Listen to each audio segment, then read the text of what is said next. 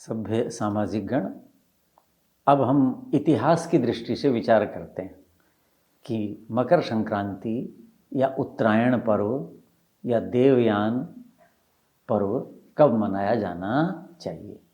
देखिए, हमारे यहाँ मैंने बताया था उत्तरायण को ज्योतिष की दृष्टि से शब्द मिला उत्तरायण। अब इसको आध्यात्मिक दृष्टि से देवयान कहा। देवयान वेद में भी आता है ना, सत्येन पंथा विततः देवयान। देवयान मार्ग, देवता लोग जिससे गमन करते, ये कहा। अब इसकी अपनी महत्ता है।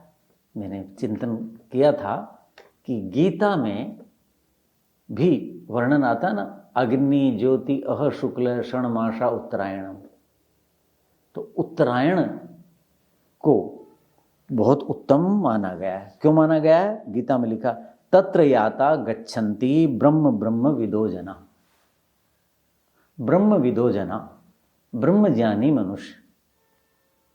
सबने शरीर धारण कर रखा है और एक दिन सबका छूटना है। सामान्य मनुष्यों का छूटता है क्योंकि जबरदस्ती छुड़ाया जाता है। और ब्रह्मज्ञानी क्या होते हैं? इस शरीर को छोड़ना चाहते हैं और वो स्वेच्छा से छोड़ते हैं। तो ब्रह्म विदो जना, जो ब्रह्मज्ञानी हैं, आध्यात्मिक व्यक्ति हैं, योगी हैं, मुनि हैं, संत महात्मा हैं। जब संत महात्मा कहता हूँ तो मैं लाल कपड़े वाले न गिनूँ। हाँ, आपको पता ही है क्या स्थिति है देश में ना। संत का मतलब, ये तो वेशभूषा थी किनकी? संतों की। कि जो संत होगा, जो साधु होगा, वही इस वेश को पहन सकता है। जैसे सेना, पुलिस, ये विद्यार्थी, विद्यालय का एक वेश है कि जो विद्यार्थी होगा वही इस वेश को पहनेगा।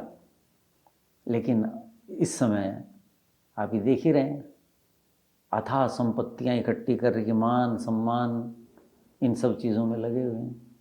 इनसे दूर होने का नाम ही तो साधुत्व है भाई। जब संसार की चीज़ों को छोड़ोगे तभी तो वो मिलेगा। तो वो जो लोग थे, ठीक है, उनके लिए मैं कह रहा हूँ, ब्रह्मज्ञानी कहते हैं वो अग्नि ज्योति अह शुक्ल षणमासा उत्तरायणम। ये 6 महीने उत्तरायण के जो होते हैं, कहते हैं उनमें तत्र याता, उस समय जो प्रस्थान करते हैं ब्रह्मलोक में, वो उसको प्राप्त कर लेते, वो वहाँ पहुँच जाते। अर्थात उत्तरायण में जो शरीर त्याग करते हैं, शरीर को छोड़ते हैं, उन लोगों को ब्रह्मलोक की प्राप्ति होती है। ऐसा गीता में भगवान श्री कृष्ण बताते हैं। आप दैनिक परंपरा में भी देखो, जो हमारी संस्कार विधियां हैं, सूत्र ग्रंथ हैं, उनमें क्या लिखा है कि हमें यज्ञ, संस्कार, गृह प्रवेश आदि कब करने चाहिए। देखो लिखा, उदग अयने शुक्ल पक्षे, ऐसा लिखा मिलेगा कि कब करो। जो उदग अयने, सूर्य का उत्तर की तरफ अयन मानी गमन हो, सूर्य जब उत्तरायण हो, शुक्ल पक्षे, चंद्रमास के अनुसार करो तो 2 पक्ष हैं, कृष्ण और शुक्ल पक्ष। तो शुक्ल पक्ष में आपको ये शुभ कार्य करना चाहिए। तो फिर जब इस लोक के कार्य, जो इस लोक के लिए हम कर रहे हैं, इस लोक को तो बहुत अच्छा नहीं माना जाता ना, इसको छोड़ना चाहते हैं। बहुत अच्छा होता तो फिर हम इसको क्यों छोड़ते? परलोक चाहते हैं ना, देवलोक चाहते हैं ना। तो वहाँ जाने के लिए भी तो समय चुनना होगा, और वो समय कौन सा होना चाहिए? वो उत्तरायण, देवयान काल कहा इसलिए उसको उपनिषदों में, वेद में। तो जब सामान्य मनुष्यों के लिए निर्देश दे दिया कि भाई इस लोक की उन्नति के लिए जो भी मंगल कृत्य करते हो शुक्ल पक्ष में करो, उत्तरायण में करो, तो ब्रह्मज्ञानियों को देख करके लोगों ने ऐसा किया होगा। ऐसा नहीं है कि लोक में जो ब्राह्मण हैं, पंडित हैं, विद्वान ज्ञानी, उन्होंने किया है इसलिए हम भी परलोक के हैं। ब्रह्मज्ञानियों को वो समय उचित लगा होगा, तो उसका उल्लेख गीता में आता है। तो इसी के अनुसार महाभारत में प्रसंग आता है पितामह भीष्म का, कि जब अर्जुन ने उनको सभी बाणों से विद्ध कर दिया, बींध डाला, तो अब तो शरीर ये रहने लायक बचा नहीं, तो ये हुआ कि भाई अब शरीर छोड़ा जाए। तो पितामह जानवान तो थे ही, साधु महात्माओं ज्ञानियों की सेवा की होगी, उनके राज्य में लोग आते होंगे, वहाँ चर्चा होती होगी, तो उनको इस बात का ज्ञान था कि व्यक्ति को परलोक ब्रह्मलोक में जाना है, देवलोक में जाना है, जिसे कहते हैं ना मंदिर की भाषा में गोलोक, कि जो तो गोलोकवासी हो गए, तो उस समय जाना चाहिए। कब? जब ऋषि मुनि जाते हैं, ब्रह्मज्ञानी जाते हैं, और उनके लिए गीता का उपदेश तो बाद में हुआ है ना, ये तो बहुत पहले से जान रखते होंगे, ये तो बहुत पहले से जान रखते होंगे ना। गीता का उपदेश तो लड़ाई के पहले दिन हुआ, और वो इनके लिए थोड़ी था, तो पहले से ही इनको ज्ञान होगा। जैसे श्री कृष्ण को ज्ञान था, तो ये तो श्री कृष्ण से भी बहुत बड़े थे, तो इनको ज्ञान था। तो उन्होंने कहा कि भाई मैं अपने शरीर का त्याग कब करूँगा? जब सूर्य उत्तरायण हो जाएगा, तब करूँगा। तो देखो वहाँ क्या लिखते हैं, धारयामास प्राणान पतितोपि महितले पतितोपि, भूमि पर गिरे हुए भी पितामह थे, उन्होंने प्राणों को धारण किया। उत्तरायणम अन्विच्छन, उत्तरायण की प्रतीक्षा करते हुए। कितना कष्ट हुआ होगा, कितने समय तक ऐसे बाणों से घायल पड़े रहे। चिकित्सा होती होगी, राज्य की व्यवस्था थी, सब कुछ था, लेकिन आखिर चोट तो चोट ही है ना, और उस आयु में, बड़ी आयु में। तो कहते हैं भीष्म कुरु पितामह उत्तरायणम अन्विच्छन धारयामास प्राणान, प्राणों को धारण किया। मैंने ये बीच बीच के इस प्रसंग से जुड़े हुए थे वो श्लोक लिए, तो वो रहे, तो सबको भेज दिया कि अपनी राजधानी जाओ, युद्ध समाप्त हो गया और अपना राज्य कार्य करो। तो उनके लिए व्यवस्था कर दी होगी, नौकर चाकर ये वो, जो उनको आवश्यक चीज़ें समय पर उपलब्ध होती रहें शरीर यात्रा के लिए। तो जब वो उत्तरायण हुआ तो फिर युधिष्ठिर तो राजा बन गए थे विजय के बाद, फिर वो अपने सबके साथ, राजकुल के साथ, भाइयों के साथ, मंत्री पुरोहितों के साथ वहाँ आए। तो वो प्रसंग है, देखो, दिष्ट्या प्राप्तोसी कौन्तेय सह अमात्यो युधिष्ठिर है। सह अमात्य, मंत्रियों सहित, हे युधिष्ठिर तुम सौभाग्य से आ गए हो। बड़े भी क्या चाहते हैं कि भाई अब मेरे जाने का समय हो गया, सबको बुला लो, एक बार सबको मैं देख लूँ। बड़ा ये थोड़ी कहता है मेरे दर्शन कर लो, हम कहते हैं ना वो तो कि जी हम आपके अंतिम दर्शन कर लें। तो ऐसे पहले लोग अनुमान से बता भी देते थे, लोक जीवन में भी देखते थे हम, भाई बच्चों को बुला लो, भाई बच्चों को बुला लो, देख लो, बस अब तो बस मैं ढीला सा ही हूँ, कब चला जाऊँ, एक बार मिल लूँ सबसे, और ऐसा होता था।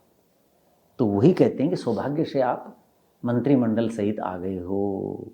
परिवृत्तो ही भगवान सहस्रांशु दिवाकर, सहस्रांशु सूर्य को कहते हैं, हजारों किरणों वाले। हजार शब्द हजार का वाचक नहीं, असंख्य, जैसे राम ने हजारों वर्ष राज्य किया, क्या अर्थ हुआ? बहुत, अधिसंख्य का वाचक है। तो असंख्य किरणों का स्वामी भगवान दिवाकर परिवृत है, लौट आए हैं। लौट आए का मतलब क्या हुआ? कुरुक्षेत्र की घटना है। कुरुक्षेत्र कहाँ है? उत्तरी गोलार्ध में। कहाँ है? लगभग 30 अंश भूमध्य रेखा से उत्तरी गोलार्ध में, 30-30 अंश के करीब। तो इसका मतलब दक्षिण की तरफ जा रहा था। और अब क्या हो गया? परावृत्त, सहस्रांशु दिवाकर है, परिवृत्त है, वो लौट पड़े।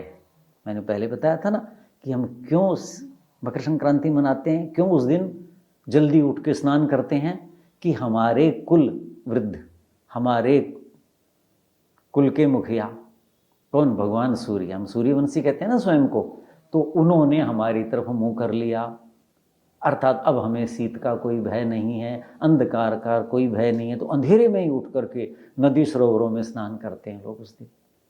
और जबकि शीत तो बहुत होती है, एक दिन पहले खूब थी, अगले दिन भी होगी, लेकिन वो उत्साह और उमंग हो जाता है ना कि अब हमारे जो वृद्ध हैं, हमारे जो बड़े हैं, हमारे जो कुल के मुखिया हैं, उन्होंने हमारी तरफ मुंह कर लिया।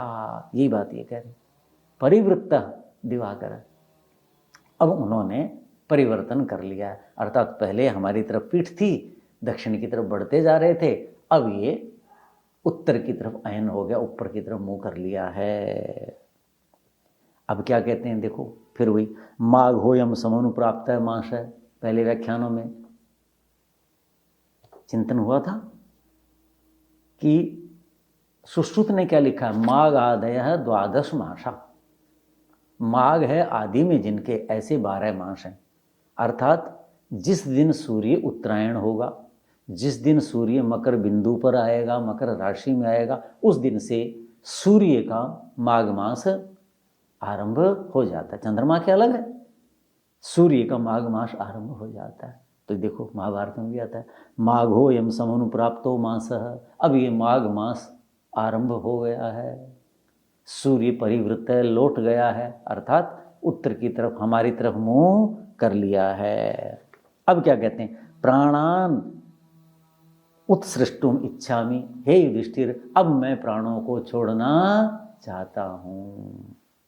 अब ये घटना लगभग 5100 कुछ वर्ष पूर्व की है, इतना समय महाभारत को हो गया, कली संवत द्वापर के अंत में घटना हुई है और कलियुग को लगभग इतना समय बीत गया। तो ये मान लीजिए उस समय हुई थी घटना। अब उसमें अब में कितना अंतर आ गया मैं ये बताना चाह रहा हूँ, उसकी पुष्टि के लिए ही दिया कि वे जो 14 जनवरी से और आज बोलो 22 दिसंबर को जो मना रही, इतना अंतर कैसे आ गया। यहाँ देखो, अब नहीं गिनोगे तो कैसे उपहास होगा।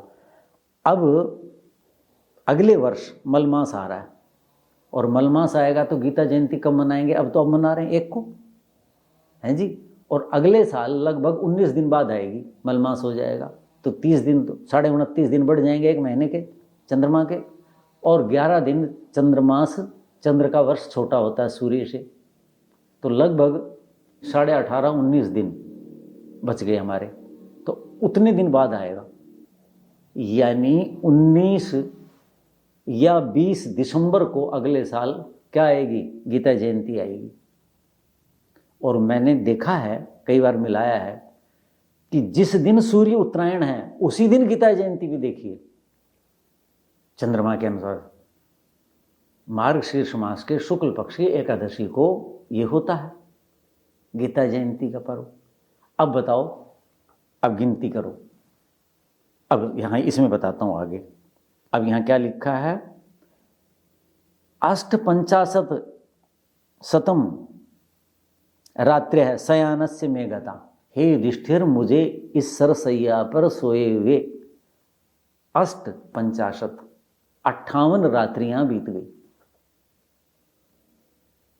58 दिन हो गए, 58 दिन तो ये हो गए, अब सूर्य उत्तरायण हुआ है, अब मैं छोड़ूंगा। और गीता का उपदेश कब हुआ था, महाभारत के युद्ध के पहले दिन। पितामह सबसे अधिक दिन युद्ध लड़े थे कौरवों की तरफ से, सेनापति, पहले सेनापति यही थे, तो वो लगभग 12 दिन के आसपास, मुझे ध्यान है, गलती हो सकती है, इतने दिन वो सेनापति रहे थे, तो 12 दिन वो लगा लो जिस दिन सरसैया पर आए, और 58 दिन हो गए, 70 दिन, यानी गीता का जो उपदेश दिया श्री कृष्ण ने, उसके 70 दिन के बाद सूर्य उत्तरायण हुआ था। और अब कब हो रहा है, अब 20 दिन, 1 को मानोगे तो 20 दिन का फर्क पड़ जाता अब, और अगले साल 2-3 दिन का, और किसी दिन मलमास जो है बिल्कुल ही कार्तिक के आसपास या बिल्कुल नज़दीक आएगा, तो उस दिन तो गीता जयंती 21 या 22 दिसंबर की होती है, यानी उसी दिन सूर्य उत्तरायण हो रहा है और उसी दिन गीता का उपदेश दे रहा है। बीच के 70 दिन कहाँ गए। ऐसी विसंगतियां हैं हमारे यहाँ, रूढ़ी ऐसी चल रही है, नया काम ही नहीं कर रहे, जिनका ये कार्य है, ज्योतिष वाले ये सारे ये गड़बड़ें कर रहे।